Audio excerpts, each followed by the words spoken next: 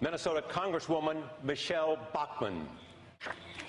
Congresswoman Bachmann, 3 years after the financial meltdown, Main Street continues to suffer. People have lost their jobs, they've lost their homes, they've lost their faith in the future. But Wall Street is thriving. The banks not only got bailed out by the government, they've made huge profits, they've paid themselves huge bonuses. Do you think it's right that no Wall Street executives have gone to jail for the damage they did to the economy?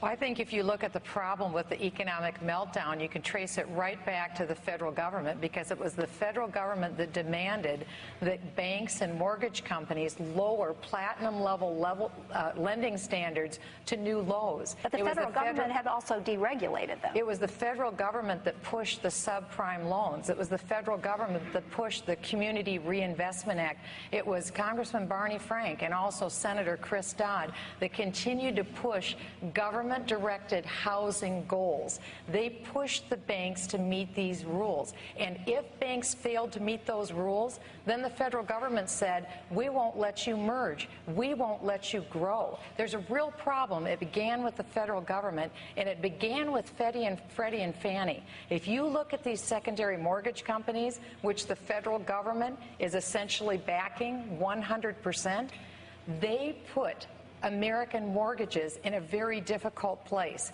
We had artificially low interest rates. Freddie and Fannie were the center of the universe on the mortgage meltdown, and we had lending standards lowered for the first time in American history. The fault goes back to the federal government, and that's what's wrong with Dodd-Frank. Dodd-Frank institutionalized all of these problems that were put into effect by the federal government. That's why I introduced the bill to repeal Dodd-Frank. It's the Jobs and Housing Destruction Act. Congresswoman Bachmann, of course, no one wants the government to come between a doctor and a patient. But do you think that Americans are getting the most for their money in Medicare spending? And how can we make sure that the money that is being spent on the treatments and the preventive treatments that do the most? We have a big problem today when it comes to Medicare, because we know that 9 years from now, the Medicare Hospital Part B Trust Fund is going to be dead flat broke. So we've got to deal with this issue. I was in the White House with President Obama this summer.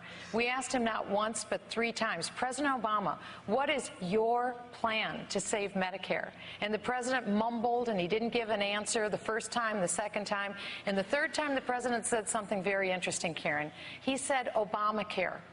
I think that senior citizens across the country have no idea that President Obama plans for Medicare to collapse, and instead everyone will be pushed into Obamacare. And just like Newt Gingrich said, the way that Obamacare runs, there's a board called IPAB. It's made up of 15 political appointees. These 15 political appointees will make all the major health care decisions for over 300 million Americans. I don't want 15 political appointees to make a health care decision for a beautiful, fragile 85-year-old woman who should be making her own decision. Well, Congressman Bachmann. Last summer, I was a leading voice in the wilderness of Washington, and a lone voice, as a matter of fact, saying, do not increase the debt ceiling. By that, what I was saying is, let's not give Barack Obama another $2.4 trillion blank check to spend.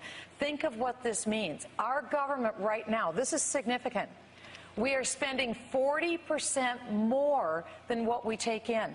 We all paid a lot of taxes this year. We paid $2.2 trillion in taxes. That's a lot of money from all the American people. The American government spent 100% of that $2.2 trillion. But the travesty is they spent $1.5 trillion more than that. That's the problem. Every year we are spending about 40% more than what we take in. Our answer has to be that we cut back on the spending so we get to balance. We can't do this because cutting back on the spending all around us are young people that are going to be paying for this burden. And their tax rates won't be our tax rates.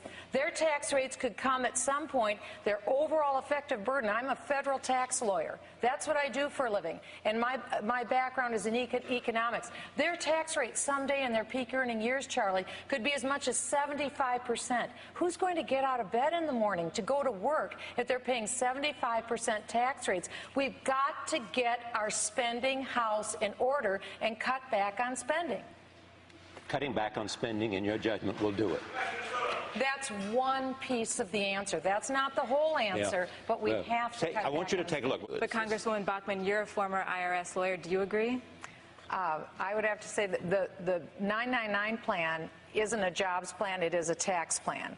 And I would say that from my experience being in Congress, but also as a federal tax lawyer, the last thing you would do is give Congress another pipeline of a revenue stream, and this gives Congress a pipeline in a sales tax. A sales tax can also lead to a value-added tax. The United States Congress put into place the Spanish-American War tax in 1898. We only partially repealed that in 2006. So once you get a new revenue stream, you're never going to get rid of it. And one thing I would say is when you take the 999 plan and you turn it upside down, I think the devil's in the details. Let me turn to Congresswoman Bachmann and just ask you, Congresswoman, as we've spoken this evening, we're all concerned about getting Americans back to work. And you've laid out some pretty bold ideas with regards to taxation and cutting back the scale of the federal government. And there's no question that's a very important element of getting people back to work. And I'd like to ask you to expand on your other ideas. What do you do to help the American people get back to work, be able to make ends meet?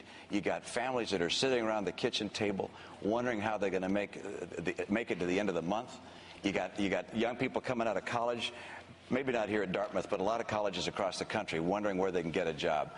What would you do beyond the tax policies you described to get people back to work?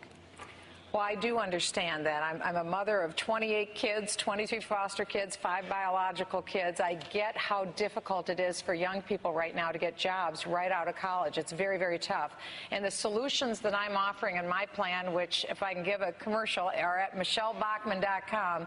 The solutions that I'm offering aren't just a silver bullet. It's not just the tax code. It's also dealing with the regulatory burden. Because businesses, my husband and I started our own successful business. I'm 55. I spent my whole life in the private sector. I get job creation too. And the business world is looking at $1.8 trillion every year in compliance costs with government regulations. That has to go. So I want to get rid of that. It's the mother of all repeal bills. But the number one reason that employers say that they aren't hiring today is Obamacare. And I was the leading critic for President Obama in Washington, D.C. against Obamacare. That's why I was the first member of Congress to introduce that bill to repeal Obamacare. I understand that's what's inhibiting job creation and job growth. We have to repeal that. I also introduced, and I fought on Barney Frank's committee against Dodd-Frank, which is the Housing and Jobs Destruction Act. That's why I was the chief author of that bill as well. There's much more to my solutions. Go to MichelleBachmann.com and you can find out. Congresswoman Bachmann.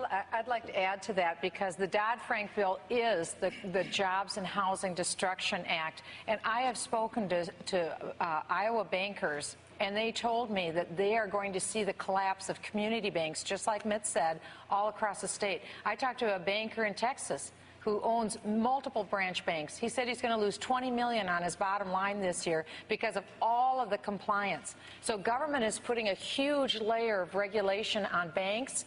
We will see literally thousands of banks close their door. That will be hard for small business owners like you and like me.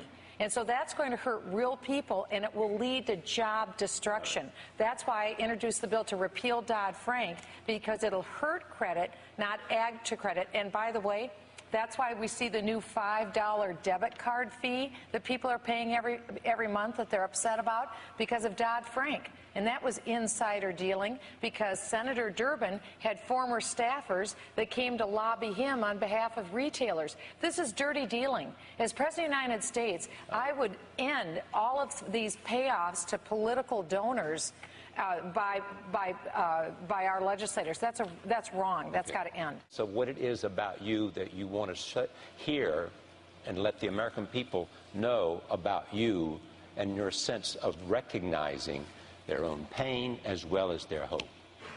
Well, I do. I grew up in a middle-class home. We went to below 30 seconds. we went to below poverty when my parents divorced.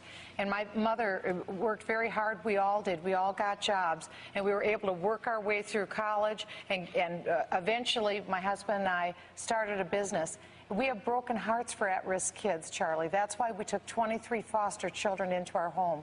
I believe the best solutions are the ones closest to home. If we reach out as individuals to help people and have broken hearts for people and care for them on a personal basis, then we don't need big government to step in and do that job. The more that we can do to love people, the better off the society will be. Herman Cain.